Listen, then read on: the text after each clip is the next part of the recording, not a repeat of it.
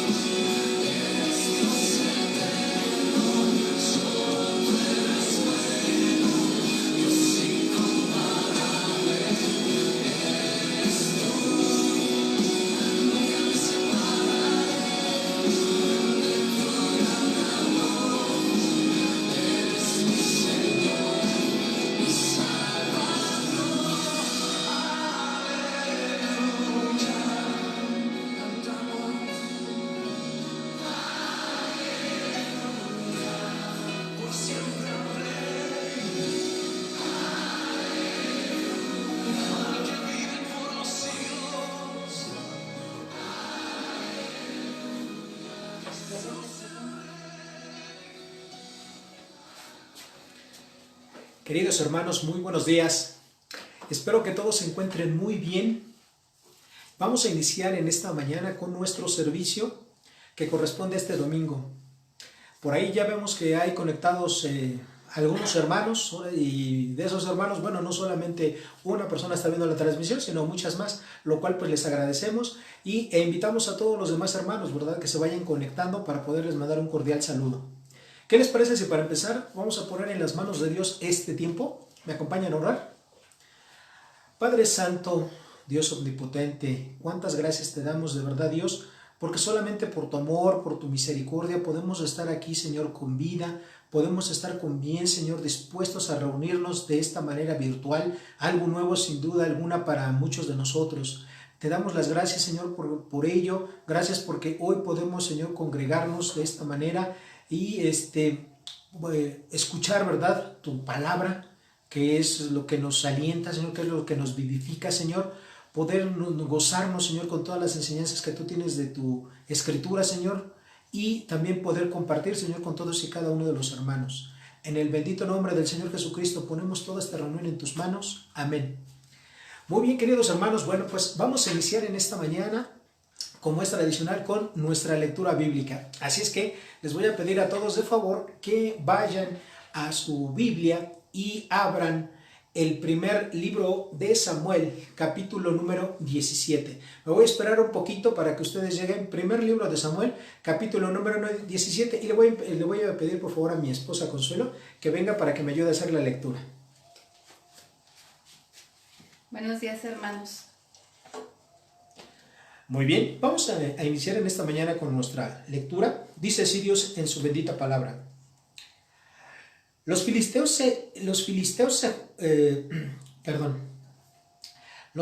juntaron su ejército para la guerra y se congregaron en Suco de la ciudad de Judá y acamparon en Soco y en Aseca, en Efra.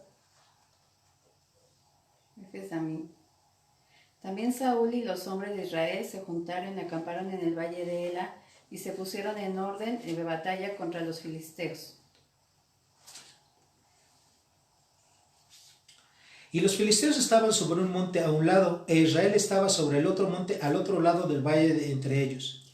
Salió entonces del campamento de los filisteos un paladín, el cual se llamaba Goliat de Gat, y tenía de altura 6 codos y un palmo. Y traía un casco de bronce en su cabeza, y llevaba una cota de malla, y era el peso de la cota 5000 siclos de bronce. Sobre sus piernas traía grebas de bronce y jabalina de bronce entre sus hombros. El asta de su lanza era como un rodillo de telar, y tenía el hierro de su lanza 600 siclos de hierro, e iba su escudero delante de él. Y se paró y dio voces a los escuadrones de Israel, diciéndoles: ¿Para qué os habéis puesto en orden de batalla? ¿No soy yo el filisteo y vosotros los siervos de Saúl? Escoged entre vosotros un hombre que venga contra mí. Y si él pudiese pelear conmigo y me venciere, nosotros seremos vuestros siervos. Y si yo pudiere más que él y lo venciere, vosotros seréis nuestros siervos y nos serviréis. Y añadió el filisteo: Hoy yo he desafiado al campamento de Israel, dadme un hombre que pelee conmigo. Y oyendo Saúl y todo Israel estas palabras del filisteo, se turbaron y tuvieron gran miedo. Y David era hijo de aquel hombre efrateo de Belén de Judá, cuyo nombre era Isaí, el cual tenía 8 hijos. Y en el tiempo de Saúl, este hombre era viejo y de gran edad entre los hombres. Y los 3 hijos mayores de Isaí habían ido para seguir a Saúl a la guerra, y los nombres de los 3 hijos que habían ido a la guerra eran Eliab, el primogénito, el segundo Abinadab y el tercero Sama. Y David era el menor. Siguieron pues los 3 mayores a Saúl. Pero David había ido y vuelto, dejando a Saúl para apacentar las ovejas de su padre en Belén. Venía pues aquel filisteo por la mañana y por la tarde, y así lo hizo durante 40 días. Y dijo Isaí a David su hijo: Toma ahora para tus hermanos una efa de este grano tostado, y estos 10 panes, y llévalo pronto al campamento a tus hermanos. Y estos 10 quesos de leche los llevarás al jefe de los 1000, y mira si tus hermanos están buenos, y toma prendas para ellos. Y Saúl y ellos y todos los de Israel estaban en el valle de Ela peleando contra los filisteos. Se levantó pues David de mañana y dejando las ovejas al cuidado de un guarda, se fue con su carga como Isaí le había mandado, y llegó al campamento cuando el ejército salía en orden de batalla y daba el grito de combate. Y se pusieron en orden de batalla Israel y los filisteos, ejército frente a ejército. Entonces David dejó su carga en mano del que guardaba el bagaje y corrió al ejército. Y cuando llegó preguntó por sus hermanos si estaban bien. Mientras él hablaba con ellos, he aquí que el paladín que se ponía en medio de los dos campamentos, que se llamaba Goliat, el filisteo de Gat, salió entre las filas de los filisteos y habló las mismas palabras y las oyó David. Y todos los varones de Israel que veían aquel hombre huían de su presencia y tenían gran temor. Y cada uno de los de Israel decía: ¿no habéis visto aquel hombre que ha salido? Él se adelanta para provocar a Israel. Al que le venciere, el rey le engrandecerá con grandes riquezas y le dará a su hija y eximirá de tributos a toda la casa de su padre. Entonces habló David a los que estaban junto a él, diciendo: ¿Qué hará el hombre que venciere a este filisteo y quitare el oprobio de Israel? Porque ¿quién es este filisteo incircunciso para que provoque a los escuadrones del Dios viviente? Y el pueblo le respondió las mismas palabras, diciendo: así se hará al hombre que venciere. Y oyéndole hablar, Eliab, su hermano mayor, con aquellos hombres, se encendió en ira contra David y dijo: ¿Para qué has descendido acá? ¿Y a quién has dejado aquellas pocas ovejas en el desierto? Yo conozco tu soberbia y la malicia de tu corazón, para ver la batalla has venido. David respondió: ¿qué he hecho yo ahora? ¿No es esto mero hablar? Y apartándose de él hacia otros, preguntó igual manera, y le dio el pueblo la misma respuesta de antes. Fueron oídas las palabras que David había dicho, y las refirieron delante de Saúl, y él lo hizo venir. Y dijo David a Saúl: no desmaye el corazón de ninguno a causa de él, tu siervo irá y peleará contra este filisteo. Dijo Saúl a David: no podrás ir tú contra aquel filisteo para pelear con él, porque tú eres muchacho, y él es hombre de guerra desde su juventud. David respondió a Saúl: tu siervo era pastor de las ovejas de su padre, y cuando veía un león o un oso y tomaba algún cordero de la manada, salía yo tras él y lo hería, y lo libraba de su boca, y si se levantaba contra mí, yo le echaba mano de la quijada, y lo hería y lo mataba. fuese león, fuese oso, tu siervo lo mataba, y este filisteo incircunciso será como uno de ellos, porque ha provocado al ejército del Dios viviente. Añadió David: Jehová, que me ha librado de las garras del león y de las garras del oso, él también me librará de las manos de este filisteo. Y dijo Saúl a David: ve, y Jehová esté contigo. Y Saúl vistió a David con sus ropas y puso sobre su cabeza un casco de bronce y le armó de coraza. Y ciñó David su espada sobre sus vestidos y probó a andar, porque nunca había hecho la prueba. Y dijo David a Saúl: yo no puedo andar con esto, porque nunca lo practiqué. Y David echó de sí aquellas cosas.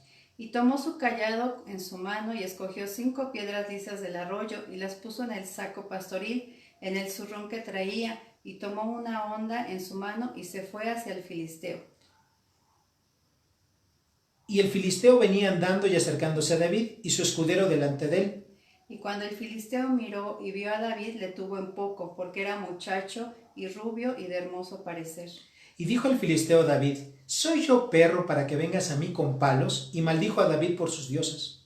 Dijo luego el filisteo a David: ven a mí y daré tu carne a las aves del cielo y a las bestias del campo. Entonces dijo David al filisteo: tú vienes a mí con espada y lanza y jabalina, mas yo vengo a ti en el nombre de Jehová de los ejércitos, el Dios de los escuadrones de Israel, a quien tú has provocado. Jehová te entregará hoy en mi mano, y yo te venceré y te cortaré la cabeza, y daré hoy los cuerpos de los filisteos a las aves del cielo y a las bestias de la tierra, y toda la tierra sabrá que hay Dios en Israel. Y sabrá toda esta congregación que Jehová nos salvó con espada. Y sabrá toda la congregación que Jehová nos salva con espada y con lanza, porque de Jehová es la batalla, y él los entregará en nuestras manos. Y aconteció que cuando el filisteo se levantó y echó a andar para ir al encuentro de David, David se dio prisa y corrió a la línea de batalla contra el filisteo. Y metiendo David su mano en la bolsa, tomó de allí una piedra y la tiró con la honda e hirió al filisteo en la frente, y la piedra quedó clavada en la frente y cayó sobre su rostro en tierra. Así venció David al filisteo con honda y piedra, e hirió al filisteo y lo mató, sin tener David espada en su mano. Entonces corrió David y se puso sobre el filisteo, y tomando la espada de él y sacándola de su vaina, lo acabó de matar y le cortó con ella la cabeza. Y cuando los filisteos vieron a su paladín muerto, huyeron. Levantándose luego los de Israel y los de Judá, gritaron y siguieron a los filisteos hasta llegar al valle y hasta las puertas de Ecrón, y cayeron los heridos de los filisteos por el camino de Saraim hasta Gat y Ecrón. Y volvieron los hijos de Israel de seguir tras los filisteos, y saquearon su campamento. Y David tomó la cabeza del filisteo y la trajo a Jerusalén, pero las armas de él las puso en su tienda. Y cuando Saúl vio a David que salía a encontrarse con el filisteo, dijo a Abner, general del ejército: Abner, ¿de quién es hijo este joven? Y Abner le respondió: Vive tu alma, oh rey, que no lo sé. Y el rey dijo: pregunta de quién es hijo ese joven. Y cuando David volvió de matar al filisteo, Abner lo tomó y lo llevó delante de Saúl, teniendo a David a la cabeza del filisteo en su mano. Y le dijo Saúl: muchacho, ¿de quién eres hijo? Y David respondió: yo soy hijo de tu siervo Isaí de Belén. Muy bien, hermanos. Bueno, pues qué historia, ¿verdad? Qué historia tan tremenda. Ahora, ¿cuáles son las enseñanzas que nosotros podemos encontrar aquí en esta porción, en este capítulo número 17 del libro de Samuel? La primera. Una de las enseñanzas que nosotros encontramos es la confianza que David tenía en Dios, que él confía completamente en ese Dios grande, verdadero y que todo lo podía. La segunda enseñanza que nosotros encontramos aquí es que David era un siervo de Dios valiente, ¿verdad? Por el nombre de Dios hizo esta gran proeza. Otra de las enseñanzas que tenemos es, vemos lo que pasó con Goliat, es la consecuencia cuando se ofende el nombre de Dios. Todo tiene una consecuencia y la consecuencia fue la muerte para él. Otra de las enseñanzas que vemos aquí es que Goliat era un hombre, ¿verdad?, que dadas sus características físicas y su gran habilidad para la batalla, pues era un hombre extremadamente orgulloso, ¿verdad? Confiaba en sus propias fuerzas, en sus propias fortalezas, pero no sabía lo que le esperaba con David, porque Dios estaba con David. Y la última de las enseñanzas que nosotros encontramos fue que David venció a un gigante porque él tenía un claro concepto de Dios. Y es lo que nos invita a nosotros este pasaje. ¿Cómo es tu concepto de Dios? Si tienes el concepto de Dios que es un Dios grande, tus problemas van a ser pequeños. Pero si tu concepto es que tus problemas son muy grandes, entonces tienes a un Dios pequeño. Exactamente, hermanos. Muy bien, pues para la siguiente semana recuerden de leer por favor el primer libro de Samuel, capítulo número 18. Perfecto. Muy bien, mis queridos hermanos, pues vamos a pasar ahora a tener un tiempo de oración. Yo tengo aquí 7 oraciones que he conjuntado, ¿verdad? Que creo que son las principales que hay en la iglesia. Y si alguien tiene alguna otra, mándela por favor al grupo, a los grupos de WhatsApp para que podamos estar orando por ella. Así es que vamos a darle este tiempo a la hermana Consuelo para que ella empiece a orar por estas peticiones. Hermanos, vamos a tener este tiempo de oración. Les pido que me acompañen desde sus hogares para que podamos interceder por todas ellas, por favor.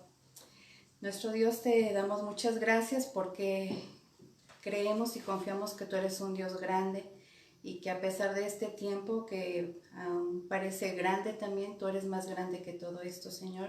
Y te agradecemos porque nos permites reunirnos, porque nos permites estar en comunión unos con otros a través de la tecnología, a través de todo esto podemos estar en un mismo espíritu, Padre. Y queremos poner delante de ti, Señor, toda esta situación que está pasando, que tengas misericordia, Señor, de toda esta situación, que tú nos ayudes a soportar este tiempo de pandemia y que también podamos nosotros estar agradecidos contigo por este tiempo que nos permites estar en nuestros hogares. Señor, también te queremos rogar para que tú nos ayudes a predicar tu palabra a la gente que no te conoce y sobre todo también a consolar a aquellas almas que pues no saben a quién recurrir, Señor. Te pedimos que a través de pues también este tiempo que podamos usar la tecnología, Señor, para poder llegar al corazón de las personas con tu palabra, Señor, que tú la utilices a través de mandarles mensajes, hablar por teléfono, Señor, compartirles enseñanzas que nosotros podamos utilizar provechosamente este tiempo, Padre.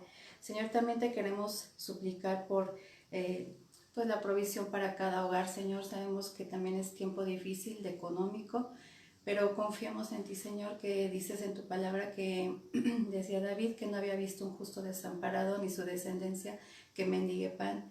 Y Señor, tú nos has dado esa justicia a través de tu Hijo Jesucristo y queremos rogarte, Padre, porque tú proveas. Sabemos que tú lo haces, no a nuestra manera, Señor, sino de maneras maravillosas que tú lo haces en el hogar de cada uno de nuestros hermanos.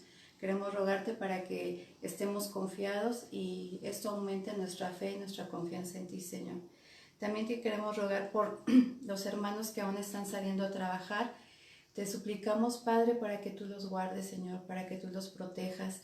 Sabemos que a veces es necesario, Señor, no es porque ellos quieran hacerlo, Señor, sino porque hay necesidad. Y te rogamos, Señor, para que ellos puedan también pues, ser prudentes, cubrirse, Señor, lo más que puedan. Y Padre, para que pues en este tiempo que ellos están afuera, tú los bendigas y los protejas, Señor, de todo mal. Señor, también te queremos rogar por nuestras autoridades. Sabemos que tienen pues un peso muy grande de poder tomar decisiones. Queremos suplicarte para que tú les ayudes, tú los guíes, Padre, en todo momento, que pues a través también de nosotros, de estar orando por ellos, pues tú les guíes, Señor, a tomar las mejores decisiones para nuestro país, Señor. También, Padre, queremos rogarte por todos los médicos, las enfermeras que están en los hospitales. Sabemos que tienen un trabajo duro, difícil, Señor, que nunca se han enfrentado a esto, pero te queremos rogar porque aún en este tiempo ellos puedan ver tu poder, Señor, tu amor, tu misericordia, tu protección, Padre. También te rogamos por todos aquellos que han enfermado, Señor. Te suplicamos que tú prolongues tu misericordia para que los que no te conozcan puedan conocerte, Señor. Y te suplicamos porque tú obres en este tiempo tan difícil, Señor, que nuestra mirada esté puesta en ti, Señor, solamente. Te rogamos para que tú des fuerza, Señor, y pues tu misericordia sobreabunde, Padre. Señor, y también queremos rogarte por la convivencia de cada uno de nosotros en la familia, para que podamos pues tener metas, Señor, de lectura, de oración, Señor, de crecimiento espiritual, y aún entre nosotros como familia podamos estar conviviendo en armonía, en paz, Señor. Te rogamos para que tú nos ayudes, Padre, y tú nos guíes en este tiempo tan difícil, Señor. También te queremos rogar por el local, Señor. Sabemos que el mes pasado pues nos condonaron la mitad, Señor, pero este mes queremos rogarte también para que tú toques el corazón de los dueños del local, Señor, para que también puedan condonarnos, Señor, la mitad de la renta, porque pues ahorita no se ha utilizado. Pero en tus manos lo ponemos y sabemos que tú tienes el control de todas las cosas, porque tú eres soberano, Señor, sobre nosotros, y te agradecemos tu amor y el cuidado que has tenido hasta el día de hoy. En el nombre de Cristo Jesús. Amén. Hasta luego, hermanos. Me dio mucho gusto saludarlos, aunque sea por aquí. Muy bien, Consuelo, muchas gracias. Gracias por tu ayuda, ¿verdad? Aquí para el ministerio, para la obra del Señor. Y vamos a pasar a nuestro tiempo de predicación. ¿Ok?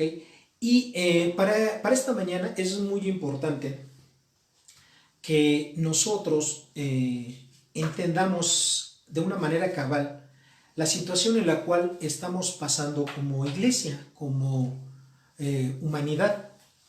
Hay una frase muy popular que dice: hay que llamar al pan pan y al vino vino. Considero que como cristianos, verdaderos hijos de Dios, necesitamos entender y tener un concepto bíblico de esta situación que tenemos, de esta pandemia, de este coronavirus, y no dejarnos arrastrar por la ola de sobreinformación que hay en los diferentes medios masivos de comunicación, así como en el internet y en las redes sociales. El título de este sermón es Coronavirus, un justo juicio de Dios. Y este mensaje está dividido en 3 preguntas. La primera pregunta que nos podemos hacer en esta mañana es la siguiente. Pregunta: ¿por qué estamos sufriendo como humanidad esta pandemia? Ahora, Yo por lo menos conozco 14 teorías diferentes que la gente ha expuesto, ¿verdad? Seguramente hay más, pero yo solamente conozco. Les voy a enunciar de una manera rápida algunas de estas. La primera dice que el coronavirus estaba contenido, ¿verdad?, en un murciélago. Y cuando los chinos hicieron una sopa, ¿verdad?, con este murciélago, pues así que ese coronavirus mutó y de ahí pasó a 196 países, que es según el último registro que tengo, donde ha llegado este virus, ¿verdad? Otra teoría que he encontrado es que el virus estaba concentrado en una anguila, ¿sí? Y el resto, pues es lo mismo. Otra de las teorías es que dice que el virus estaba concentrado en un animalito, ¿verdad?, que se llamaba pangolín. Y el resto de la historia es la misma, ¿verdad? Que de ahí pasó de China al resto del mundo. Otra cuarta teoría es que el virus estaba contenido en algunos animales del mercado, ¿verdad?, de carne de Wuhan. Y ahí, en ese mercado, por la revoltura que había, mutaron, ¿verdad? Ahí mutó este virus y lo mismo. De ahí pasó para toda la humanidad. Ahora, fíjense que estas primeras 4 teorías que hay, ¿verdad?, de cómo surgió este coronavirus, a mí me hacen recordar mucho a un hermano de la fe. Este hermano de la fe era chino y él me dijo una frase que nunca se me ha olvidado.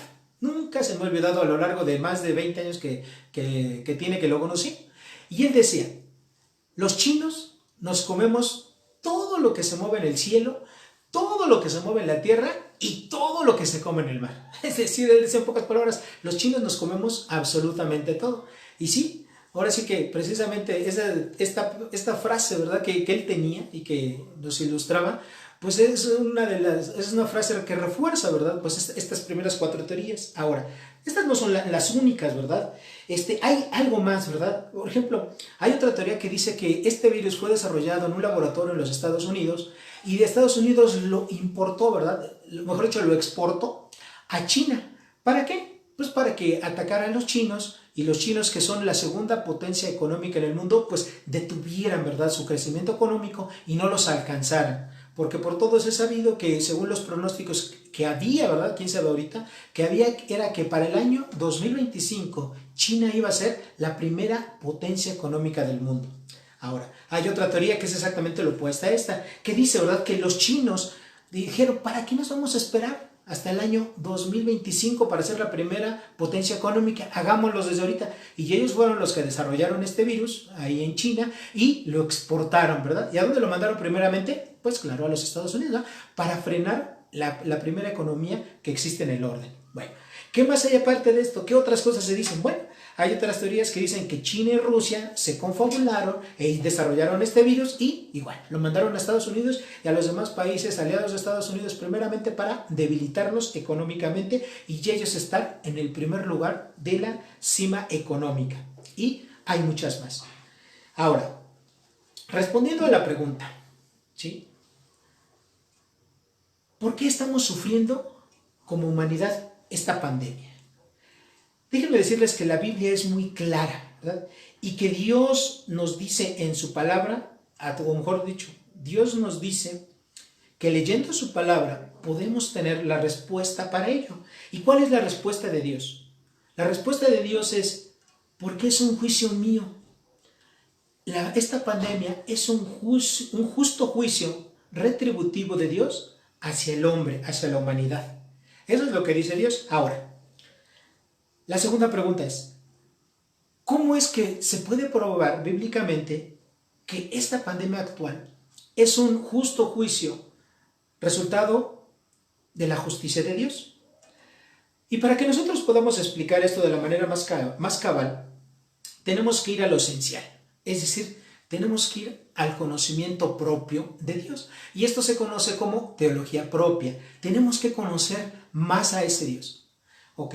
Entonces, lo primero que nosotros tenemos que saber es lo siguiente. Dios es un ser espiritual y que posee atributos o características únicos que lo hacen ser lo que Él es decir, que lo hacen ser Dios. Los atributos de Dios se dividen en 2 grupos.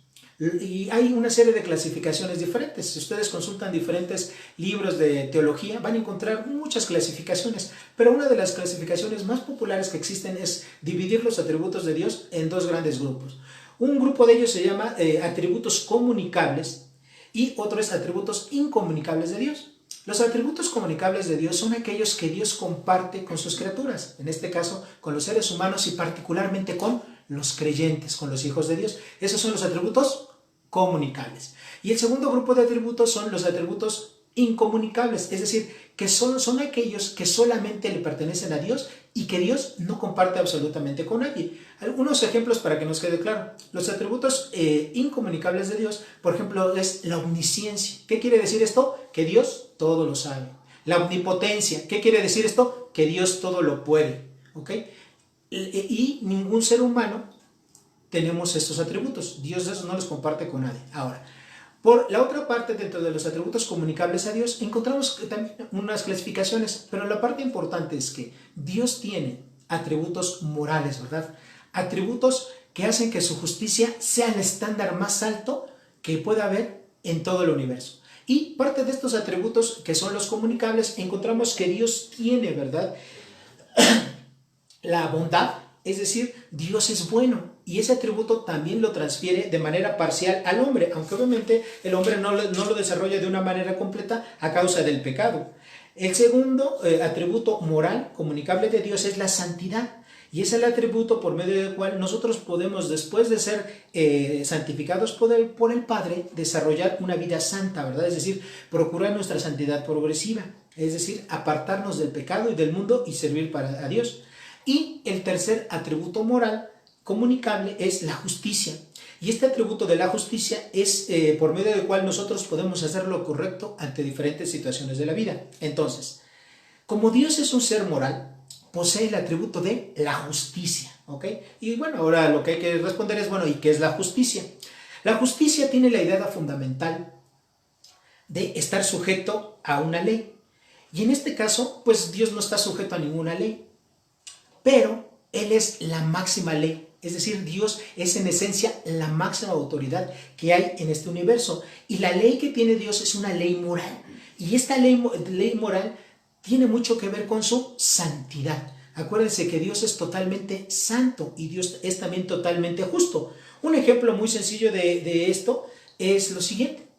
Por ejemplo, en la ley moral de Dios encontramos que no solamente el quitarle la vida a una persona, Dios lo considera como un asesinato, sino simplemente el hecho de que tú te enojes contra otro ser humano, Dios lo considera como un asesinato.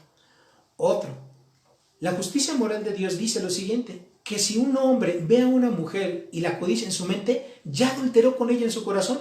Y obviamente, pues para los hombres es diferente. Para los hombres solamente se va a declarar que una persona es un adúltero cuando caiga, cuando físicamente comete ese pecado. ¿Notan la diferencia que hay entre la moral de Dios y la moral de los hombres? Entonces, Dios en su justicia, Él es total y absolutamente el estándar más elevado de moralidad que hay. Y Él es totalmente justo. El concepto común que se tiene de justicia es dar a cada quien lo suyo.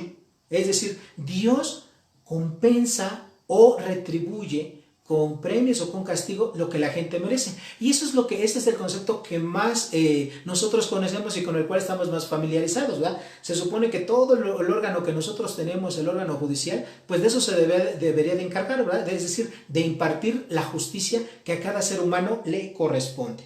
Ok, ahora, en el Antiguo Testamento nosotros tenemos, ¿verdad?, diferentes versículos que respaldan esto que yo les estoy diciendo, ¿ok?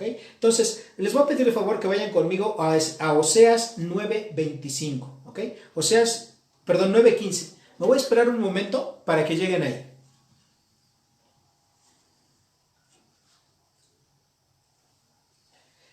Dice así.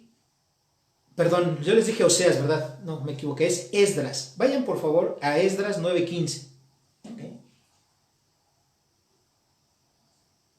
Dice así Dios en su palabra.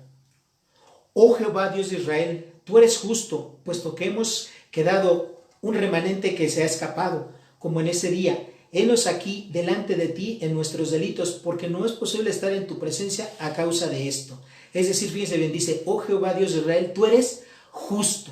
Esta palabra que se traduce aquí como justo es la palabra sadik, ¿ok? Y obviamente pues es una palabra hebrea. Lo mismo en el Salmo 119, 137 dice, justo eres tú, oh Jehová, y rectos tus juicios. Es decir, la justicia de Dios es totalmente recta. Nunca se va a separar del estándar de la bienhechura que Dios tiene que hacer. Es decir, Dios, a diferencia de cualquier juez humano, por muy bueno que sea, por mejor preparado que esté un juez se puede equivocar, puede dar un fallo incorrecto, pero Dios no es así.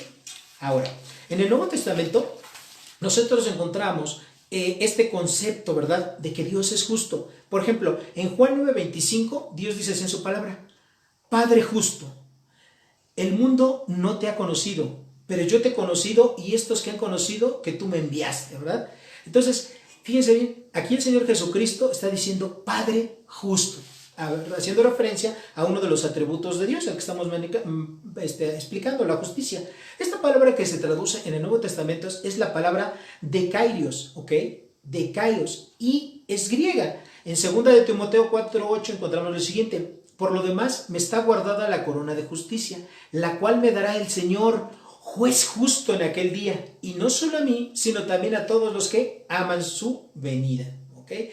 Y en Juan, 1 de Juan capítulo 2, versículo 29, encontramos lo siguiente, si sabéis que Él es justo, refiriéndose a Dios, sabed también que todo el que hace justicia es nacido de Él. Es decir, un hijo de Dios, un creyente verdadero, Dios, ¿verdad?, le participa de este atributo comunicable que es su justicia.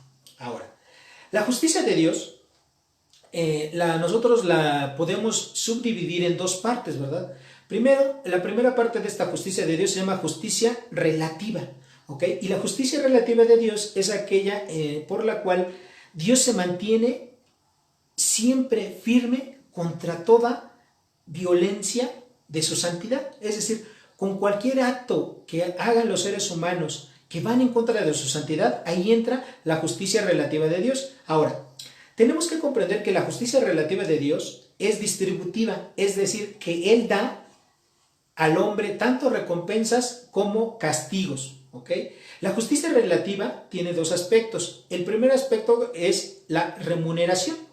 ¿Qué es la palabra remuneración? Bueno, pues es, por ejemplo, cuando tú trabajas en tu empresa, una semana, 15 días o un mes, y bueno, a cambio de tu trabajo la empresa te remunera, ¿verdad? Es decir, te paga, ¿verdad?, por ese trabajo. Bueno, Dios también paga a los hombres, da recompensas a los hombres con o sin méritos humanos. Y de ello pues tenemos varios versículos que avalan lo que les acabo de decir. En Romanos 2:7 dice así Dios en su palabra, la vida eterna a los que perseverando en hacer bien buscan gloria, honra e inmortalidad. Es decir, vida eterna es para aquellas personas que son creyentes, que han aceptado al Señor Jesucristo. En Hebreos 11:26 encontramos lo siguiente, teniendo por mayores riquezas el vituperio de Cristo que los tesoros de los egipcios, porque tenía puesta la mirada en el galardón. Cuando analizamos el contexto de ese pasaje, este pasaje en Hebreos está hablando de Moisés, y Moisés dice aquí que él prefirió, ¿verdad?, obedecer a Dios, sacar al pueblo de Israel de la esclavitud de Egipto. ¿Por qué? Porque él tenía puestos sus ojos en el galardón, es decir, en la recompensa que Dios iba a tener. Y él prefirió la recompensa que iba a tener el obedecer a Dios que seguir en Egipto, ¿verdad? Pues él disfrutando pues de una vida extremadamente fácil, ¿verdad? Ahí estando a un lado del faraón. Ahora, la retribución es cuando Dios en su justicia aplica penas correspondientes a la maldad del hombre y es una manifestación de su ira santa, ¿verdad?, que es la otra parte de la justicia. Nosotros encontramos en Romanos 1:22 lo siguiente, quienes habiendo entendido el juicio de Dios, que los que practican tales cosas son dignos de muerte, no solo las hacen, sino que también se complacen en que las practican. Bueno, ¿de qué está hablando, verdad, este pasaje, este versículo? Todo el contexto de Romanos capítulo 1 está hablando, ¿verdad?, de los hombres, de la gran pecaminosidad del hombre. Y obviamente hay hombres, ¿verdad?, que no solamente hacen las cosas pecaminosas, malas e incorrectas delante de Dios, sino que también les da gusto, ¿verdad?, que haya otros hombres que participan de esas malas obras, ¿verdad? Y les agradan, les gusta, ¿verdad?, que haya más personas como él. En Romanos 2:9 encontramos lo siguiente, hablando obviamente de la retribución que Dios da. Tribulación y angustia sobre todo ser humano que hace lo malo, al judío primeramente y también al griego. Es decir, la justicia retributiva de Dios para quien va, dice aquí. ¿Y qué es lo que le espera a esas personas? Dice, tribulación y angustia para todo ser humano que hace lo malo, que hace lo incorrecto, ¿verdad? Dice, al judío primeramente, refiriéndose a las personas del pueblo de Israel, pero dice también al griego, es decir, también a todos los demás seres humanos, es decir, a todos los gentiles. En Romanos 12:19 encontramos lo siguiente, Dios nos dice así en su palabra, no os venguéis vosotros mismos, amados míos, sino dejad lugar a la ira de Dios, porque escrito está, mía es la venganza, yo pagaré, dice el Señor. Entonces, ¿de qué nos hablan estos versículos? Exactamente, de que Dios en su justicia retribuye con castigo al hombre que hace pecado, al hombre que hace maldad. ¿Okay? En la primera carta de Pablo a los tesalonicenses, capítulo 1, versículo 8, entendemos esto, leemos esto. En llama de fuego para dar retribución a los que no conocieron a Dios ni obedecen el evangelio de nuestro Señor Jesucristo. Es decir, en este versículo es la muerte lo que espera a todo ser humano que no entregue su vida a Dios y que no reconozca al Señor Jesucristo como lo que Él es, como el Señor y Salvador. Entonces esa va a ser la retribución más fuerte que van a tener las personas, ¿verdad? Dice aquí, en llama de fuego. Eso nos habla de condenación, eso nos habla del infierno, que es donde tristemente pasarán los seres humanos toda la eternidad por haber rechazado el evangelio del Señor Jesucristo. Dios no hizo el infierno para el hombre, lo hizo para Satanás y sus demonios, pero a causa de la incredulidad del hombre, también pasará ahí el hombre su destino eterno si es un hombre que no ha aceptado al Señor Jesucristo como su Señor y Salvador personal. Ahora, por su naturaleza santa, Dios está obligado a castigar el mal. Y muchas personas piensan que Dios no castiga, pero incluso a los cristianos. Pero déjenme decirles algo. De acuerdo a todos los versículos que acabamos de leer, encontramos que sí, que Dios sí castiga. Es decir, que Dios en su justicia retributiva castiga al hombre, ¿verdad?, por su pecado, por la gran maldad. Entonces, como respuesta a la segunda pregunta que hicimos, ¿es esta pandemia resultado de un juicio retributivo de la justicia de Dios para el hombre? La respuesta es sí. Estamos padeciendo nosotros, ¿verdad?, los seres humanos, tanto personas no creyentes como creyentes, un juicio de parte de Dios. Un juicio que viene de su naturaleza justa, de su naturaleza santa, por la maldad y el pecado que ahorita tenemos la humanidad. En el pasado, y esto no nos debiera de extrañar, porque en el pasado Dios ya ha emitido juicios, ¿verdad?, contra la humanidad. Algunos de ellos, nada más para que recordemos, son los siguientes. En Génesis capítulo 7, en todo el 7, pero particularmente en el 22, encontramos un evento muy importante, un juicio. ¿Cuál fue ese juicio? Muy bien, el diluvio.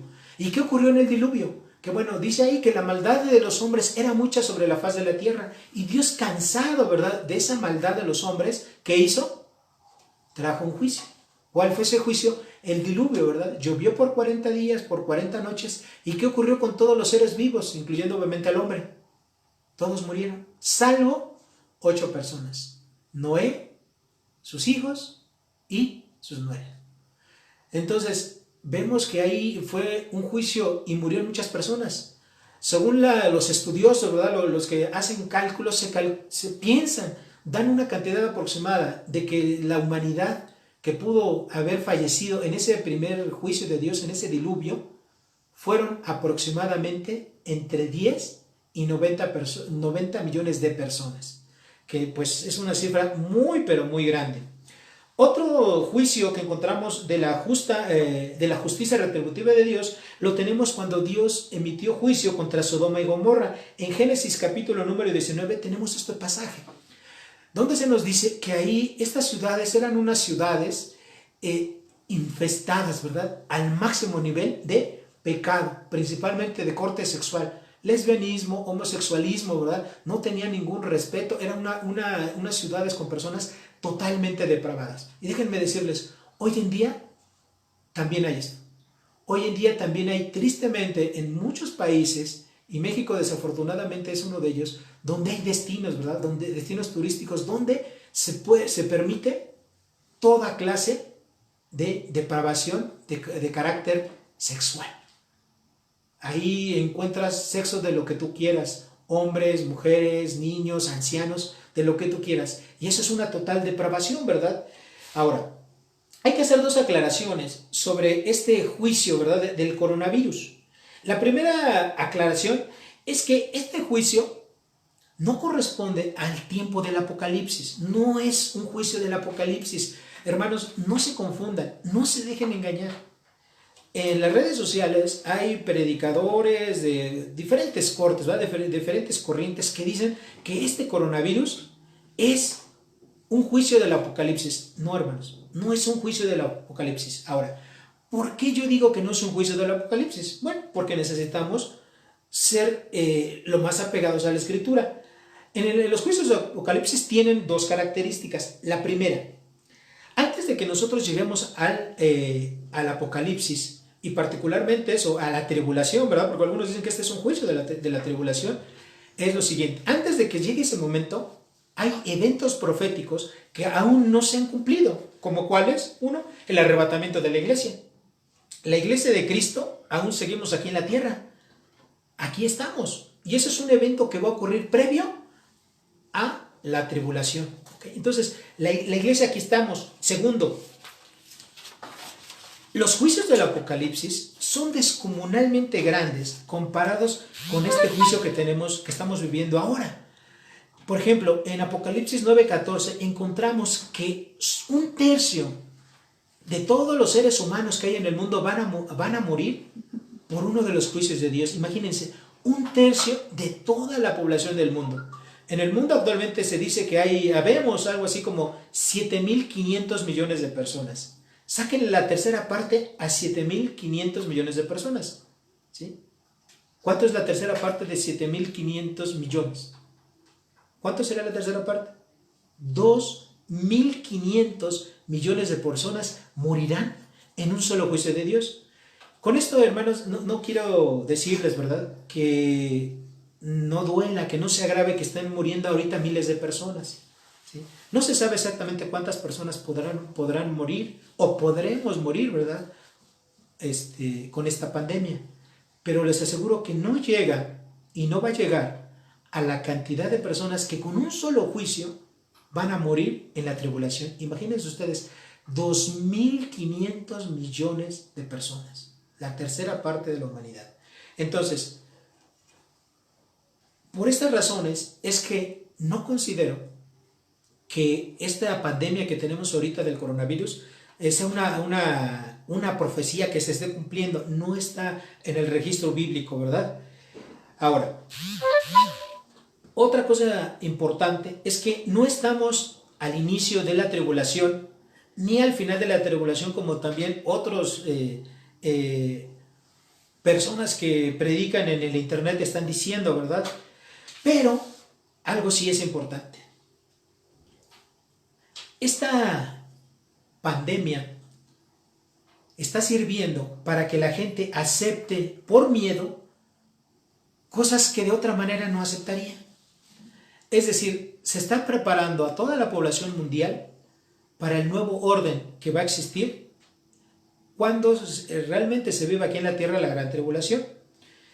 Yo encontré por lo menos 5 razones, ¿sí?, en los cuales los seres humanos nos están capacitando, nos están adiestrando para cuando llegue ese orden mundial, la gente ni siquiera perciba que está en medio de este gran problema. La primera, ceder los derechos individuales ante el gobierno. Bueno, ¿qué es eso de ceder los derechos individuales ante el gobierno? Tenemos nosotros como seres humanos, como ciudadanos de un país, libertad. Por ejemplo, una de esas libertades es la libertad de tránsito. Yo, con mis propios recursos y bajo mis propios medios, yo puedo viajar a donde quiera. Puedo viajar aquí dentro de una ciudad, puedo ir a otra ciudad, o si quisiera puedo ir a otro país, ¿verdad? Obviamente haciendo los trámites necesarios, es decir, para ir a otro país, pues necesito un pasaporte para que pueda salir de mi país y una visa para que me reciban en otro. Bueno, ahorita esas garantías individuales las estamos cediendo, ¿ok? Las estamos cediendo al gobierno, ¿eh? El gobierno nos dice, no salgas y te vas a limitar a vivir en esta ciudad y no te muevas, y lo estamos haciendo, ¿verdad? Ahora, otra de las libertades que estamos cediendo sin darnos cuenta es la libertad para trabajar donde y como tú quieras. Hoy en día, pues el gobierno ha dicho, no se presenten a trabajar a sus empresas, ¿sí? Quédense a trabajar en casa. ¿Y qué han dicho las empresas? Obedecemos al gobierno y nos quedamos a trabajar en casa, los que pueden. Evidentemente hay personas como su servidor que no podemos, ¿verdad? Necesitamos seguir trabajando porque no tenemos un ingreso fijo, tenemos que estar trabajando, ¿verdad? Entonces, pero la gran mayoría de personas o una buena parte de la población sí está cediendo a esto, ¿verdad? La otra es, pues, aceptar medidas, ¿verdad? Cada uno de nosotros, pues, antes decidía, pues, cuántas veces te lavabas las manos, ¿no? Hay gente que a lo mejor no se las lavaba ni para comer y pues no te pasaba nada, pero ahora por este virus necesitas lavarte muchísimas veces las manos, ¿verdad? Y ponerte gel, utilizar el cubrebocas, ponerte una cofia, en fin, todo este tipo de cosas, de una u otra manera, no son propias de que antes tú y yo teníamos. Todas estas son derechos que nosotros estamos cediendo, ¿verdad? Y ahora, con toda esta derechos que la población está cediendo ante lo que el gobierno está determinando, es una especie de adiestramiento, ¿verdad?, a la población para aceptar, entregarle voluntariamente al gobierno tus derechos sin que protestes, ¿ok? En otros tiempos esto no hubiera sido posible. O sea, si no hubiera pandemia, no hubiera sido posible. Imagínate que alguien te dijera, ¿sabes qué? No salgas de tu ciudad. Tú, con justo, yo tengo un derecho de sí salir. Y podrías salir de tu ciudad o de tu país si lo quisieras. Ahora, otra cosa que sí está contribuyendo en esta pandemia para que se forme un nuevo orden mundial y que esto pase muy desapercibido ahí cuando ya esté la tribulación, es ceder los derechos del cuidado y protección de las personas al gobierno. Por ejemplo, hoy en día, pues, o mejor dicho, hasta antes de esta pandemia, pues cada padre de familia y cada madre de familia, pues eran responsables de cuidar a tus hijos, ¿verdad? Y de educarlos, como a ti te quisieras, como tú entendieras, ¿verdad? Y hoy en día, pues este derecho, ¿a quién se lo ha cedido? Al gobierno. O sea, el gobierno te dice, bueno, los niños tampoco van en casa y pues papás o escuelas eduquen vía clases en línea, o los papás háganse cargo de sus hijos, ¿verdad? Y ahora yo, papá gobierno, los voy a cuidar. ¿Okay? Los voy a cuidar a ustedes, voy a procurar, ¿verdad?, que tengan salud, que tengan vacunas, que ahorita en este caso todavía no hay, pero bueno, algún día se tendrán y se las voy a suministrar gratis, ¿verdad? Entonces, ceder los derechos de cuidado y protección al gobierno es algo que las personas no, sobre todo aquí en la parte occidental o en países democratizados, pues es algo a lo cual no estábamos acostumbrados y ahorita pues se está haciendo sin siquiera reflexionar en ello. Otra de las cosas que están contribuyendo a que haya un nuevo orden mundial es hacer más transacciones con dineros virtuales, ¿verdad? Tarjetas bancarias, transferencias, Bitcoin, ¿verdad? Y esto está haciendo que haya una globalización acelerada. La humanidad, todos de cualquier países capitalistas, comunistas, de derecha, de izquierda, rojos, verdes, azules, de cualquier color, todos iban hacia una economía global, ¿verdad? Y esta economía, pues ahí iba, ¿no?, haciendo tratados de libre comercio, la Comunidad Económica Europea, aquí nosotros el TEMEC, ¿verdad?, el Tratado de México, Estados Unidos y Canadá, en Asia hay otro, en el cono sur del continente americano hay otro, en fin, todo eso ahorita, hermanos, se está acelerando. Hoy en día, el comercio mundial, y más ahorita, se está dando a pasos agigatados vía Internet. Los seres humanos estamos comprando lo que antes no comprabas por Internet, desde tu comida, tus tortillas, tus bisteces, ropa, en fin, todo lo que necesites, ¿verdad? Y obviamente todo eso está obligando a que la gente se vaya acostumbrando a pensar de una manera global, ¿verdad? Una cuarta cosa que está propiciando esta pandemia es estar a expensas de las directrices de instituciones que, sin ser gobiernos, están ejerciendo autoridad. Por ejemplo, las Naciones Unidas, en este caso la OMS, la Organización Mundial de la Salud, dicta, ¿verdad?, políticas sanitarias, y muchos países las adoptan, otros no las adoptan totalmente, pero ahí están. Es decir, nos estamos acostumbrando a ser gobernados por entidades no de una ciudad, o sea, no de un municipio, no de una ciudad, no de un estado, no de un país, sino organizaciones con carácter mundial, ¿verdad? Como es el Fondo Monetario Internacional, las Naciones Unidas, la Organización Mundial de la Salud, etcétera, más otras que escapan y que no es cuestión aquí de este estudio, ¿verdad? Y finalmente, los gobiernos están condicionando a la gente para comportarse algo muy parecido a un régimen totalitario sin serlo, ¿verdad? Cuando llegue el nuevo orden mundial, que se va a vivir en la gran tribulación, pues así va a ser. O sea, unos cuantos personas van a dirigir este mundo, ¿verdad? Nosotros lo sabemos, el falso profeta, el anticristo, ¿verdad? Satanás, ahí van a estar al frente de este orden. Entonces, se está, obviamente todo esto que les acabo de mencionar, esta pandemia ha contribuido por lo menos en estas 5 cosas para ir preparando a la humanidad para cuando llegue ese nuevo orden mundial, la gente ya lo sepa, ¿verdad? Ya estén condicionadas, ya no haya ningún tipo de resistencia. Ahora, ¿qué aplicaciones nosotros, como cristianos, como hijos de Dios, podemos encontrar aquí al contestar a esta primera pregunta? De que estamos sufriendo, ¿verdad?, como humanidad, un justo juicio retributivo de parte de Dios por la humanidad, mejor dicho, a causa de su pecado. Bueno, la primera aplicación es que nosotros debemos de entender que aunque haya aflicción y angustia, ¿sí?, Dios está al control de todo esto, ¿sí? No es ningún país, no es ningún laboratorio, no es ninguna organización mundial, sino es Dios. Y así como en la lectura que vimos el día de hoy, ¿verdad?, David tenía un concepto de un Dios grande y un enemigo pequeño, ¿verdad?, que era Goliat, aunque Goliat físicamente era enorme, mucho más grande que él. David se calcula que era un hombre como de 1,80 más o menos, comparado con Goliat, que era de casi 3 metros. David a lo mejor pesaba unos 70 kilos, ¿no? Goliat pesaría como 300 kilos. ¿Okay? Imagínense nada más la gran diferencia. Y algo así es lo que tenemos que ver. David tenía puestos sus ojos en la grandeza de Dios. Tú, en esta situación de pandemia, tienes que tener puestos tus ojos en la soberanía de Dios, en Dios, ¿sí? No en la pandemia, no en la cantidad de personas que se están contagiando, no en la cantidad de personas que están falleciendo, no en la cantidad de personas que tristemente se van a contagiar y se seguirán contagiando. No en lo que hagan los gobiernos, sino en Dios. En que Dios está al cuidado y al control de su creación, es decir, de nosotros los seres humanos y de todo el mundo, pero particularmente de sus hijos. Ahora, con esto no quiero decir que algún cristiano no padezca, claro que sí, pero dentro de ese padecimiento de algún cristiano, Dios lo que busca es que su nombre sea exaltado, ¿okay?, que su nombre sea glorificado. Dios se revela desde el cielo contra toda impiedad, contra toda maldad, ¿okay?, y que haya gente que esté padeciendo esta clase de mal, aún como cristianos, eso es para la gloria y para la honra de Dios, ¿okay? Ahora, siguiente aplicación.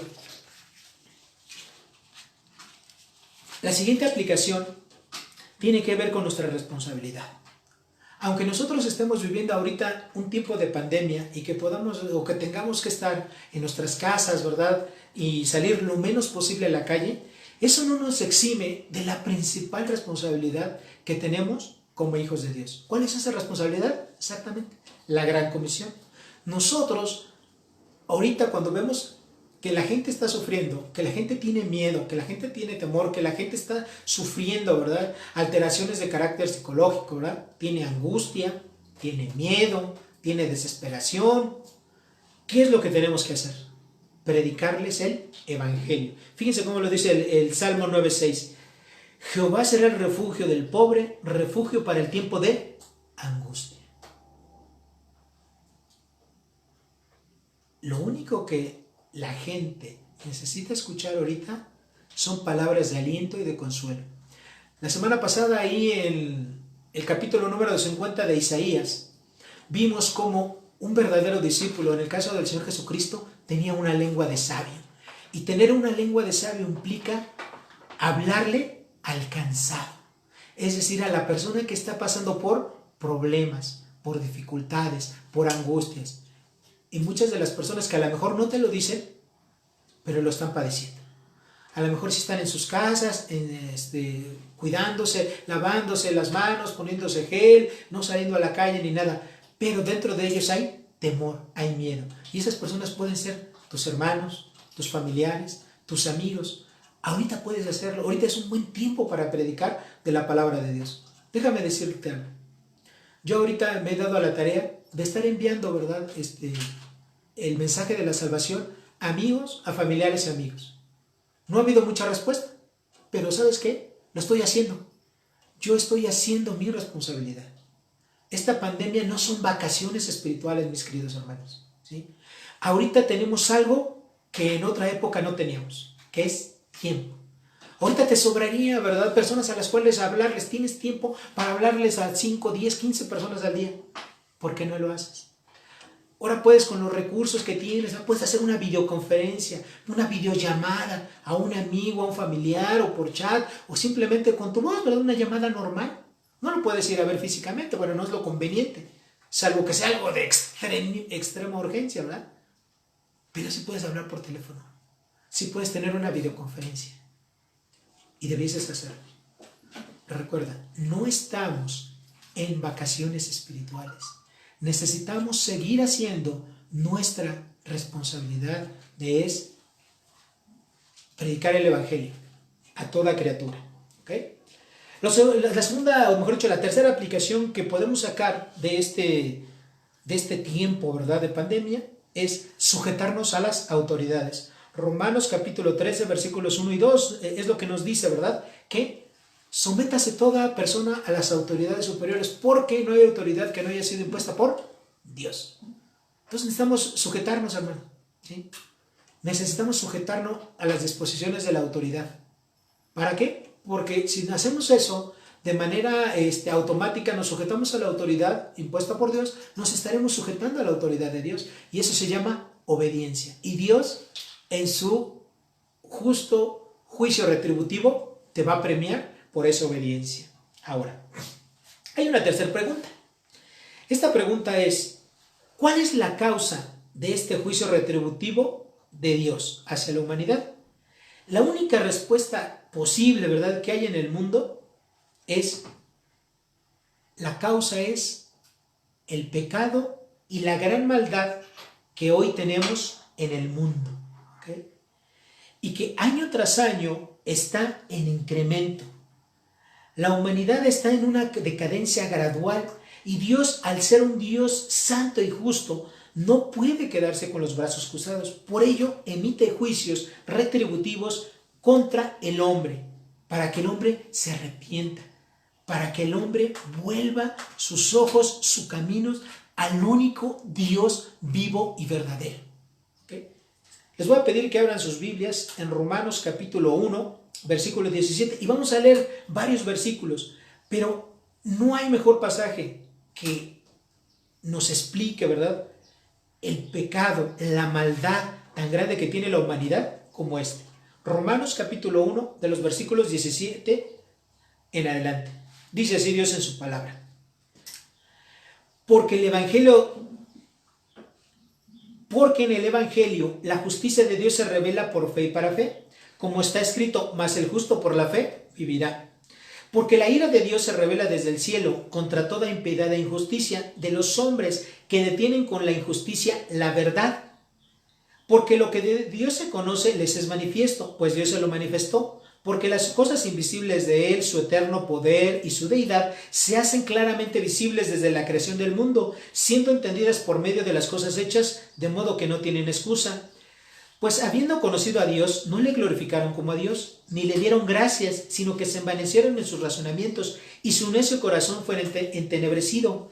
Profesando ser sabios, se hicieron necios, y cambiaron la gloria del Dios incorruptible en semejanza de imagen de hombre corruptible, de aves, de cuadrúpedos, de reptiles. Por lo cual Dios los entregó a la inmundicia en las concupiscencias de sus corazones, de modo que deshonraron entre sí sus propios cuerpos, ya que cambiaron la verdad de Dios por la mentira, honrando y dando culto a criaturas antes que al Creador, el cual es bendito por todos los siglos. Amén.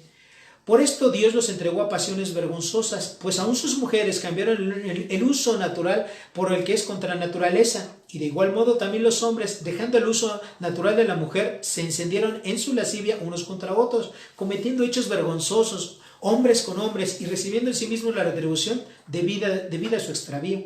Y como ellos no aprobaron el tener en cuenta a Dios, Dios los entregó a una mente reprobada, para hacer cosas que no convienen, estando atestados de toda injusticia, fornicación, perversidad, avaricia, maldad, llenos de envidia, homicidios, contiendas, engaños y malignidades, murmuradores, detractores, aborrecedores de Dios, injuriosos, soberbios, altivos, inventores de males, desobedientes a los padres, necios, desleales, sin afecto natural, implacables, sin misericordia, quienes habiendo entendido el juicio de Dios, que los que practican tales cosas son dignos de muerte, no solo las que hacen, sino también se complacen con los que las practican.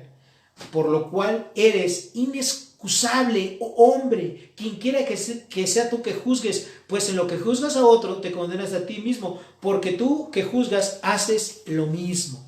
Bueno, fíjense que en estos versículos no me voy a tener que explicarlos, necesitaremos hacer toda una predicación de este pasaje. Pero en este pasaje encontramos cosas muy, pero muy interesantes. La primera, Dios, ¿verdad?, revela al hombre su justicia, ¿verdad?, por medio del evangelio, de la palabra de Dios. Lo que puede salvar al hombre es la fe, únicamente la fe en Dios, la fe en su evangelio. Ahora, el hombre es culpable delante de Dios, y es culpable porque Dios se ha manifestado al hombre de muchas maneras. La primera manifestación de que Dios existe es las cosas creadas, ¿ok? Eso se conoce como la revelación natural. Es decir, Dios, ¿verdad?, creó los cielos, la tierra, los ríos, el mar, los lagos, los árboles, las montañas, los animalitos, todos, a los mismos seres humanos. Dios creó todo esto. Y la propia naturaleza le dice al hombre, esta creación fue posible por un ser inteligente, ¿sí? No fue una explosión, ¿sí? No fue una casualidad, fue Dios quien hizo la creación. Esta creación la hizo y le pertenece a Dios, aún tú mismo. ¿Pero qué hizo el hombre? No creyó en eso, ¿ok? Ahora, no creyó en esa revelación. Entonces, ¿qué dice Dios? Bueno, no crees en eso. Entonces, Dios, ¿qué dijo? Hombre, como tú no crees en mí, como no crees en lo que yo te digo, a pesar de que me revelé, ¿verdad?, a pesar no solamente de la revelación natural, ¿verdad?, que es la creación, sino también de una manera específica. Y esa revelación de manera específica es la palabra de Dios. Esa es la revelación específica. Ahí, a través de la revelación específica de Dios, que es su palabra, conocemos a Dios, su voluntad, sus pensamientos, sus designios, sus preceptos, sus conceptos, los juicios que Él va a tener, toda su persona, y también cómo podemos llegar a Él y a la salvación eterna.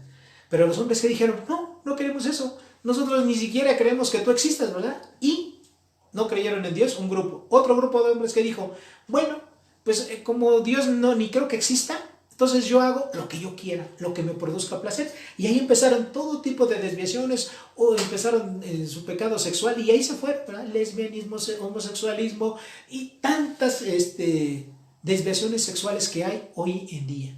Otros hombres dijeron, bueno, pues yo no me voy para eso, pero me voy para la idolatría. Y el hombre ha creado miles de religiones diferentes, ¿no? Y toda religión, ¿sí?, que está basada en obras es una religión que va en contra de Dios, porque la salvación en Dios es única y exclusivamente por medio de la fe. La fe es el vehículo, es el instrumento por el medio del cual nos va a llevar a tener la confianza en la obra redentora que hizo el Señor Jesucristo y podernos salvar. Es lo único. Pero el hombre, a través de su idolatría, hizo dioses de todo, ¿verdad? Y hoy en día, pues a nivel mundial es generalizado que el principal dios que tiene la gente pues no es un ídolo, no es una imagen, es el mismo. ¿Sí? El hombre, su principal Dios en estos años es él mismo. El hombre persigue lo que él quiere, sus deseos, ese es su Dios. Ser el número uno en su trabajo, ser el número uno en deporte, ser el equipo campeón, sobresalir sobre todas las personas del mundo, ser el mejor en todo. ¿Sí? A costa de lo que fuera. ¿Y qué hizo Dios? Bueno, pues Dios dijo, bueno, si eso es lo que quieres, pues entonces lo único que tú tienes, Dios, pues es que vas a recibir la retribución justa por ese pecado, por toda esa maldad. Y algo bien importante, lo dice en el versículo número 1 del capítulo 2, por lo cual, oh hombre, eres inexcusable. Es decir, no tienes ninguna justificación para no creer en Dios, para no creer el evangelio de la salvación que es en Cristo Jesús. Y por tu incredulidad te espera la condenación eterna. ¿Ok? Ahora, ustedes pueden decir, bueno, eso es lo que dice este pasaje de Romanos, pero eso es todo lo que ahí dice, bueno, se excita a lo largo de la historia. Sí, ha existido a lo largo de la historia, pero te voy a decir, te voy a dar algunos ejemplos de cómo la maldad hoy en día está permeada en todos los países, a todos los niveles. Donde haya hombre, ahí hay pecado y ahí hay maldad. Fíjate bien. Por ejemplo, solamente en Estados Unidos, cada año se asesinan a 5 millones de seres humanos a través de lo que se conoce como aborto. Asesinar ya es algo legal. Imagínate, si para el estándar de la justicia moral de Dios, el que tú te enojas con una persona ya equivale a matarlo. Y él hablando de una persona aún igual tuyo, ¿verdad? Ahora imagínate matar a un bebé, a un ser pequeño, indefenso, que aún ni siquiera ha nacido del vientre de su madre, matarlo. ¿Okay? En Estados Unidos, 5 millones de niños son abortados año con año. ¿Y sabes qué? Eso es legal. Pero eso no es lo único que ocurre en Estados Unidos, no es el único país. En muchísimos otros países del mundo, incluyendo México, abortar ya es legal. Y dan sus causas, por esto, puedes abortar. Puedes quitarle, y le estás quitando a Dios el derecho que Él tiene. La Biblia dice que Dios es el que da y que quita la vida. Tú y yo, como seres humanos, no tenemos el derecho de quitarle la vida a nadie, ni a nosotros mismos. Pero el hombre ha dicho que eso está bien, que eso es legal, que eso es bueno, y lo practica. Hoy en día, la homosexualidad en todas sus expresiones ya son legales, aunque eso vaya en contra de la ley moral de Dios. ¿Okay? Ya todo es legal. Dios creó tan solamente dos géneros, hombre y mujer. No creo más. Hoy en día, toda esta corriente de la ideología de género nos dice que hay 114 géneros diferentes de personas. ¿Okay? Y ahí está. Y ahora son legales. Y quieren imponer esa ideología, todo esto, este pensamiento en todos los países del mundo. ¿Okay? Tercero, la impunidad y la corrupción en este mundo es algo que está en un incremento continuo. Por ejemplo, en los Estados Unidos, ¿no? Se dice que es el país del derecho, el país de las libertades, etc. Bueno, pues déjame decirle que Estados Unidos no es muy diferente a nuestro país en la parte de impartir justicia. En Estados Unidos tan solo el 5% de los juicios tienen una conclusión, tienen un veredicto. Todos los demás se la pasan ahí por años y años y no reciben un veredicto, no reciben justicia, ese juicio. En México estamos peor. En México tan solo el 1% de los juicios llegan a una conclusión. Pero, y eso que Estados Unidos es el país de las libertades, imagínate cómo están en otro tipo de países totalitarios. Seguramente la condición es peor. ¿Ok? Otro ejemplo de cómo ha incrementado el pecado y la maldad en el mundo es que la gente ahora mata por cualquier cosa. ¿Sí? Por cualquier cosa. La gente vive en ciudades o en poblaciones pequeñas y son igual de agresivos en uno que en otro lado, en uno que otro país. Tristemente, en México yo escuché a alguien muy cercano, me comentó el caso de un jovencito que era sicario. Y este jovencito, de menos de 20 años, por 800 pesos mataba a la persona que tú le dijeras. Y eso es una pena terrible. La vida, que es el valor, o mejor dicho, que es uno de los valores más importantes que Dios tiene, porque Él es el dador, el creador de la vida a mucha gente no le importa. ¿Sí? Y esto cada día es más y más y más. ¿Okay? La gente tiene toda clase de idolatrías. Como yo les decía, empezando por ellos mismos. Sus gustos, sus aficiones son lo más importante, ¿verdad? Ellos mismos. Hoy en día hay un culto al cuerpo humano. Y con esto no quiere decir que no te ejercites, que no te cuides. Claro que sí, lo tienes que hacer, cuida tu alimentación, haz ejercicio, ¿verdad? Come frutas y verduras, como dicen los comerciales. Pero hay una exagerada idea de cuidar tu cuerpo a costa de todo. E inviertes tanto en tu cuerpo físico, en tu cuerpo material, que dejas a un lado lo más importante, tu alma, tu espíritu. Y a veces como cristianos también caemos en este tipo de errores. También le damos más importancia, ¿verdad?, a muchas cosas que a lo espiritual, que al Dios vivo y verdadero, que a Dios que te salvó, que te rescató, que te perdonó y que solamente por su gracia te llevará a su cielo cuando tú ya no estés en esta tierra. Cada vez hay más y más pobres en el mundo, es decir, la iniquidad en cuanto a la repartición y distribución de la riqueza es impresionante. Y déjame decirte algo, después de esta pandemia va a ser peor, muchísimo peor. Hoy en día la esclavitud ya no es física como era antes, ¿verdad? De que tú tenías una persona, la capturabas, pagabas por ello, te pertenecía y la ponías a hacer con esa persona lo que tú quisieras, incluso hasta los podías matar, tenías ese derecho. Hoy en día ya no es así la esclavitud, hoy en día son esclavitudes económicas. Un país le presta dinero a un país pobre y ese país pobre está obligado no solamente a pagarle, y le presta cantidades que sabe que ese país pobre no le va a poder pagar nunca en la vida. ¿Y qué le pide a cambio? Pues sí, que le vaya pagando los intereses que se van acumulando, etc. Pero lo más importante, le pide que ponga las políticas públicas que este país quiere, las imponga en ese país. Y es una esclavitud, ¿eh?, donde la raíz es económica. Y cada vez los países nos vamos pareciendo más y más los unos a los otros, pero en cuanto a la maldad, ¿sí?, en cuanto al pecado, en cuanto a una degeneración. Ahora, esta pandemia del coronavirus es el resultado del juicio retributivo de Dios para el hombre a causa del pecado y de la maldad que el hombre tiene, ¿verdad? Todas las demás teorías que hay, ¿verdad?, y que mencionamos algunas y otras que seguirán saliendo, están controladas por la soberanía de Dios. Todo lo que sucede en este mundo es porque Dios así lo ha designado o Dios así lo ha permitido, ¿verdad? Y tiene propósitos que tú y yo no conocemos. Esto apenas está empezando, ¿sí?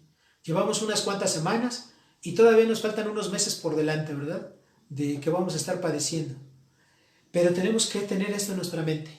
Dios está al cuidado y al control de su creación, ¿okay?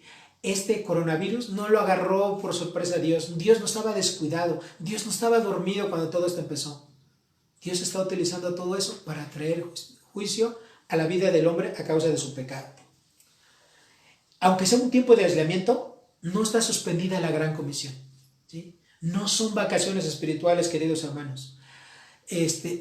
Busca la forma de seguirte discipulando, de tomar estudios, de conectarte, ¿verdad?, a las predicaciones que hacemos, a los devocionales, a los estudios de los martes, de los jueves, a estar en la oración diaria que tenemos. Hermanos, no son vacaciones espirituales, ¿sí?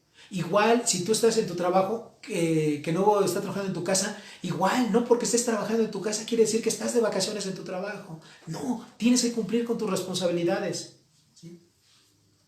Ahora, si tú eres un creyente, debes buscar qué te está enseñando Dios con este tiempo. ¿Qué has aprendido o qué vas a aprender cuando esto pase? Porque esto va a pasar. ¿Qué vas a aprender tú? ¿Serás la misma persona? ¿Sí? ¿Serás la misma persona que eras antes de que empezara esta pandemia? ¿O esta situación te habrá llevado a ser un cristiano digno de tu Salvador? Antes podíamos tener el pretexto de decir no tengo tiempo, ¿verdad? Trabajo y para trabajar me tengo que levantar temprano, invierto 1 o 2 horas en cambiarme, en levantarme, cambiarme, bañarme, sin que ese sea el orden, ¿no? Desayunar y trasladarme a un trabajo y de regreso pues lo mismo. Invierto 1 o 2 horas para llegar de mi trabajo a mi casa, no tengo tiempo, ¿verdad? O voy a la escuela y estoy muy ocupado y no tengo tiempo, tengo demasiadas cosas que hacer. Tengo que ir a clubes, a fiestas, a reuniones, a ver mis partidos de fútbol, de básquetbol, de lo que tú quieras. Pero ¿sabes qué? Ahorita no hay todos esos lugares.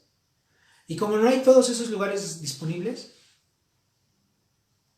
tú sí tienes un tiempo para reflexionar en cómo es tu relación personal con Dios. Sí tienes tiempo para reflexionar cómo estás viviendo tu vida cristiana. Sí tienes tiempo para reflexionar si eres un verdadero hijo de Dios. En estos momentos hay pocas cosas que te lo pueden impedir. Tienes un tiempo para levantarte de mañana, conocer la voluntad de Dios a través de leer su palabra, de orar de manera individual, de leer la escritura, de leer los estudios, de edificarte. Y te voy a decir algo más. Un cristiano no vas a poder ser nunca un mejor cristiano de lo que es de manera individual y personal con Dios. No es en público, no es en la iglesia, no es en las conferencias, no es en los congresos, no es en los conciertos que muestras qué tan bueno o qué tan mal cristiano eres. Es en lo individual.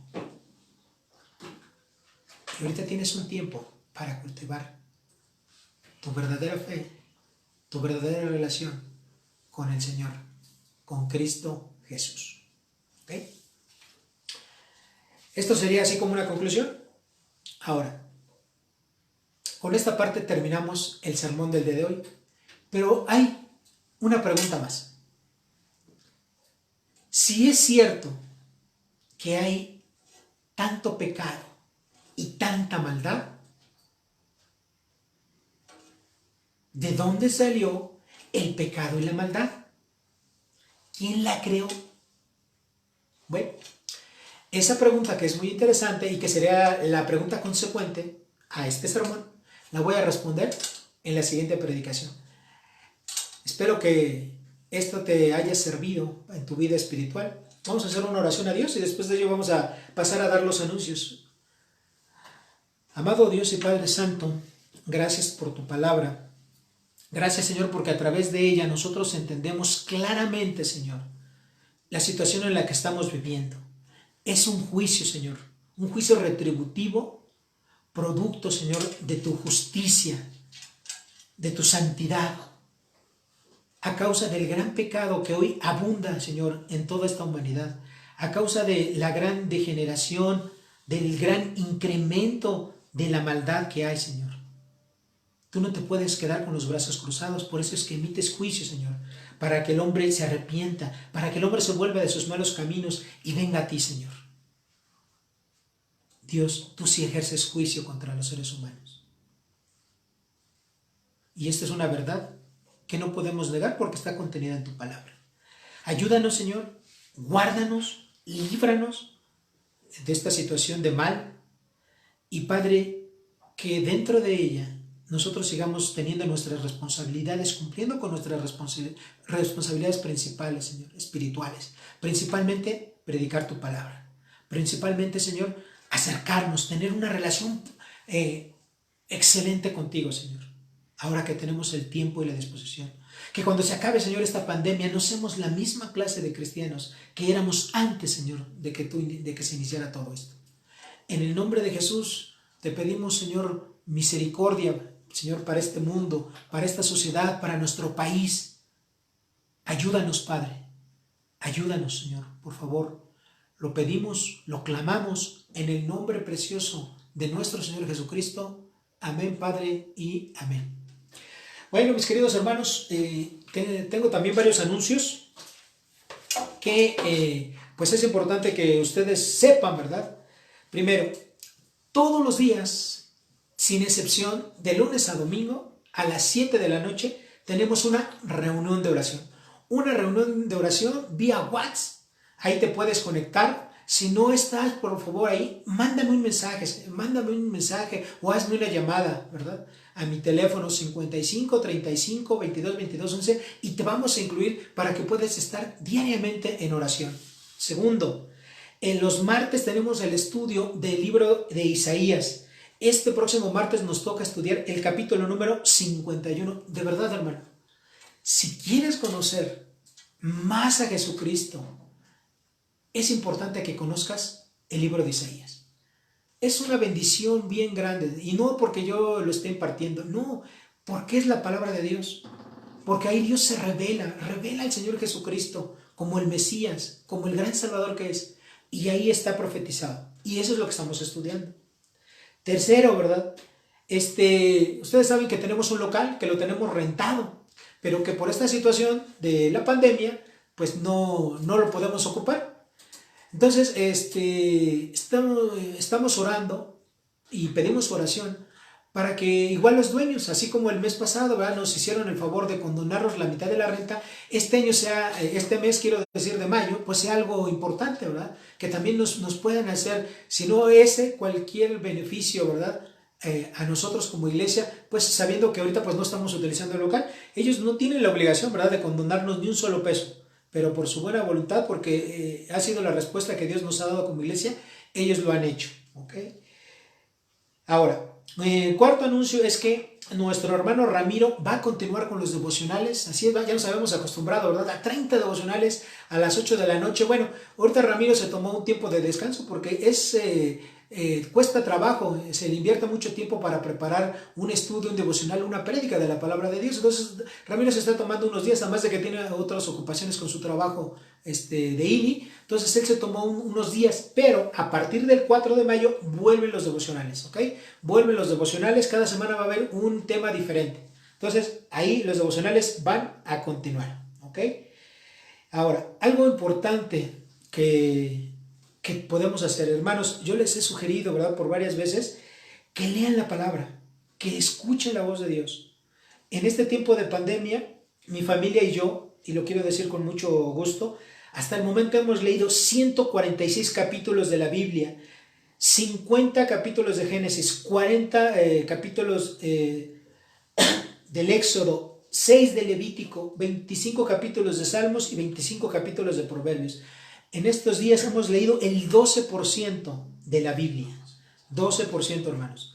Entonces, créanme que ha sido de gran bendición poder estar aquí con toda la familia, con todos los integrantes, leyendo, orando, teniendo una comunión familiar con el Señor. De verdad, hermanos, háganlo. Aprovechen el tiempo, porque los días son cortos. ¿Ve? Pues bien, mis queridos hermanos, nos despedimos de esta transmisión, no sin antes, pues, desearles, ¿verdad?, que Dios los bendiga, los cuide, los proteja, sea con ustedes, ¿verdad?, ahí, sigan las indicaciones, tomen todas las medidas. Ahorita es preferible exagerar, ¿verdad?, en las medidas sanitarias es preferible exagerar, y recuerden que su fe esté puesta en Dios y no en la situación. Que Dios les bendiga y oremos. Señor, muchas gracias porque tú has permitido, Señor, que estemos aquí congregados, Señor, en el nombre de tu Hijo Jesucristo. Gracias, Señor, por ello, gracias por tu palabra, por todo lo que tú nos enseñas, Señor, y te pedimos que tu palabra, Señor, pues que es la que nos salva, la que nos vivifica, la que nos instruye, Señor, pues viva, ¿verdad?, more en abundancia en nuestros corazones, para que tengamos esa sabia palabra, esa lengua de sabio, Señor, para llevarla, Señor, a los afligidos, a los pobres, a los necesitados en este tiempo, Señor. Gracias por ella. En el nombre precioso de Cristo Jesús, nos despedimos. Amén, Padre, y amén. Hermanos, que Dios les bendiga.